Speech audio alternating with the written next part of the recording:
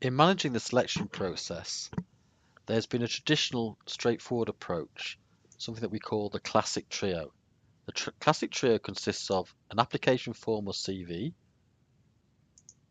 interviewing, people being shortlisted and invited for interview based on their application form of CV, and finally, normally in post-interview situation, people are being invited to submit references, which, although they might not be such an important point in getting to that point, can be a final decision maker, can be a final breaker between them. There is, however, more recently been a move towards more advanced methods of selection over the last few years.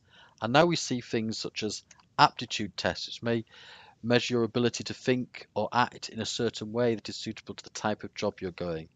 IQ tests, although many of these have been challenged and shown to be little better than pseudoscience in some ways, it is still used as a way of measuring a broad brush approach to other levels of intelligence. Attainment tests. Attainment tests are proved useful in saying exactly what levels you can achieve in certain areas, and so see if you can get above certain scales for appointment in certain grades, etc. Personality testing. We've already talked about some of this, such as Belbin, to see where you might fit within a team or within a group. Again, extremely controversial. Some efforts to suggest that it's being based on an underlying level of bias within the questions based over certain groups on which the thing, for instance, when the psychological basis for these was set by work at the University of Minnesota and can clearly be seen to be biased in favour of what you might call the classic Minnesotan male, white, farm worker, farm owner kind of level. Work sampling tests, where you might be invited to take part in, for instance, an inbox test, where you're given a list of jobs to do that day, or say you've come in today in the morning, this is the inbox, what order do you do it? Group tasks, similar to the one that we performed in the first opening workshop where we designed the car, and also where we did the drawing of the career map. These are very much things you could be asked for to do at an assessment centre. So that is the way the selection process developed over the years.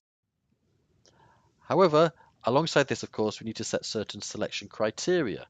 Selection criteria comes under very general headings, some such as job specifications, competitive profiles, of what the attitudes of the person, what behaviours have they exhibited in the past, what experience do they have, qualifications do they have, what special abilities may they have that fit personally. And what you're trying to do is saying, does the person fit the job?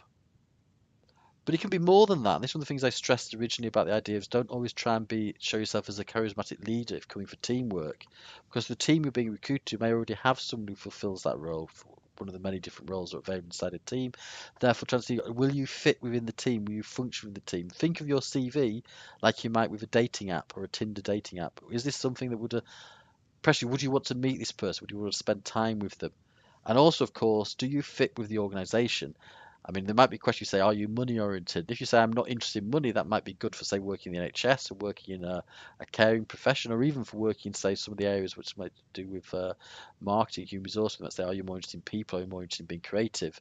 But actually, if you wanted to look at a bank or on a desk at the front desk of an investment company, then actually saying you're money oriented actually might be quite important. And sales, definitely looking for people who are money oriented. Okay? So obviously what you want to do in recruitment is you want to actually say these are our criteria. We are being clear about them and we are transparent about why we have them, and we're looking for people who will fulfill these criteria in order to be fair to all applicants. You also need, as you're going through it, is you actually look at it. When we looked at the CVs, we noted that actually we could all tell what a bad CV was, but choosing a good CV was much more difficult. And we need to look at ways that will overcome selective bias. These include things like what the reliability of the test, are they consistent? If we repeat the test over and over, will we come up with the same results? What the sensitivity of the test? Does it truly differentiate between the different choices, the different CVs, the different possibilities? What's the validity of it? Is it actually measuring what it's supposed to measure? Is it predictively valid? Will it actually bring up the correct result over and over again if we do the run the same test again? And of course, these days, as we know, the things like not putting your gender or your health or your age or your nationality on a thing, you have to make sure it is legal and fair to all and fulfills the function of the various Equal Opportunities Act. And these are not just PC gone mad. These are the fact that it's been proven that diverse groups perform better. And as you work through bio, you should come across good examples of exactly why we look to encourage people to work together in diverse groups.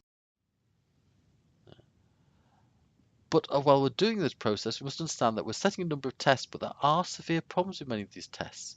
Tests are often not good predictors of future success. If they were, why would we bother to take exams after you've got your A-levels to get here? So, well, if somebody comes in here with 3 A's, they're going to get a first. It doesn't work like that. People often get A-level results are very poor predictors of your end degree result at a university. There are so many other things that affect it.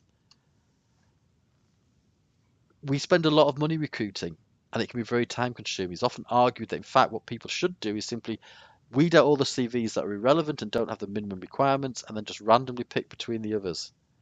How do you test? How do you define good performance? What is good performance? How can you have general tests when actually it may be different things for different jobs? How can a human resource department fairly test a different variety of things? You must watch out for them, make sure they are fair. There can be great bias in the questions and scoring system. We have looked already, I've talked about the fact that some of the personality tests have an underlying baseline of white farmers from Minnesota. And of course, compared to the closer you are to being a white farm in Minnesota, the better you were doing. And this was a test being used by NASA. And these things are quite important to bear this stuff in mind. The other side of it, of course, is are we trying to turn into a science something that is actually an art? Are we over-rationalizing it? How practical should it be? How theoretical should it be? Should we be designing something that actually is not just acceptable for the recruiter, but then it's a two-way deal? I've already talked to some of you in the workshops about being recruited to a job I held for 2 years. It was completely unsuitable for me. That's actually bad for both sides of the argument. Interviews are usually cheap, they're practical, they're acceptable, but are they actually effective? All the evidence suggests that they're one of the most biased forms of interviews around. The British Medical Association recently had to change its interview techniques because it discovered that students of Indian origin, who are many doctors, were actually doing very badly at promotion to senior points. What they realised was that junior doctors of Indian extraction being interviewed by a senior doctor did not believe in looking the senior doctor in the eye. That was disrespectful for someone who they considered to be the senior. However, when the senior doctors were marking it, they were giving good marks. They were approving of the people who looked them in the eye. So therefore, somebody had to be changed. Somebody had to be explained why they couldn't do why it had to be done differently. And yet, there's no suggestion that they were any the worse doctor because they wouldn't want to look a senior doctor in the eye. We also need things that can be administered effectively. Okay, it is very important that we use methods that actually can be done. And sometimes the problem can be that you will actually choose what is most easy to administer, which is more than effective. Where, of course, the reality is what we do by definition, if an employee costs more, if an employee is more critical to the organisation, then we shouldn't just be saying, well, actually, they should get the same treatment as everybody else. There are many occasions we should be saying, no, actually, for the good of the organisation, we should be willing to spend more in this area than we are in. Okay? So what else do we need to think about then? We need to think about this. Not always appropriate, these methods. We over-rationalize them, we design them, we spend a lot of money bringing up with all these kind of different contract cycles, etc. And they're not always accurate for all people. They may well be overly complex for some people, overly simplified for some of the higher positions. And we try and use the same situation all the way we may only have something that's suitable really for the middle. Expensive, recruitment is expensive, and yet it remains subjective. With our best will in the world, like I said, we looked at 4 different CVs. Quite often we got 4 different results. We knew what a bad CV was, but actually saying what was a good CV was much more difficult. The other question we have to ask with all things that companies do, are companies doing this because they want to truly be fair, or is it all about the reputation of the firm and the visibility of the firm? Can we say that the selection process is ever a true reflection of job performance? Or is it really, it's all about the company making its own image and preparing things for its own way of doing stuff? Selection itself may not get us the right people, or it may get us the right people, but in the end, the company, in the way it operates, makes the selection and the recruitment unsuccessful. We may blame the selection process for what is a greater and broader company failings.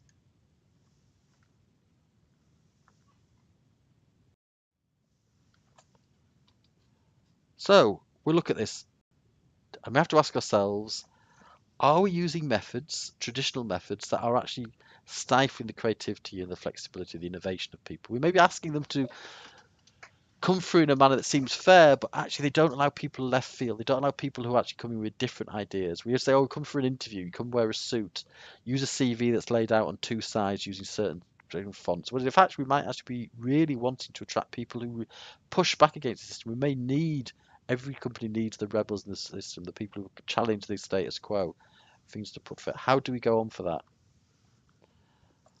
The problem as well, of course, is the old systems often just look at saying, I did well, therefore I want to recruit people like me. Everyone seems to often believes that what the way they do things is the best way of doing things, and this can end up perpetuating a status quo, and this can be very unfortunate in dynamic context. Quite often, what you should be looking to recruit is the people the opposite of you. You have 5 or 6 people in already. Well, the seventh person should be someone who actually thinks differently to the way that the others think, in order to make sure that you operate correctly in a dynamic context. Remember, we've talked about how important it is that we work in an ever-changing outside external environment, and that we can react internally to that. And if we're just recruiting people exactly the same as us, then we're not going to do that. And on some of the skills, we don't even know we're looking for or how we can test them. How can we truly tell if somebody's creative? How can we truly tell if somebody's resilient? It's very, very difficult.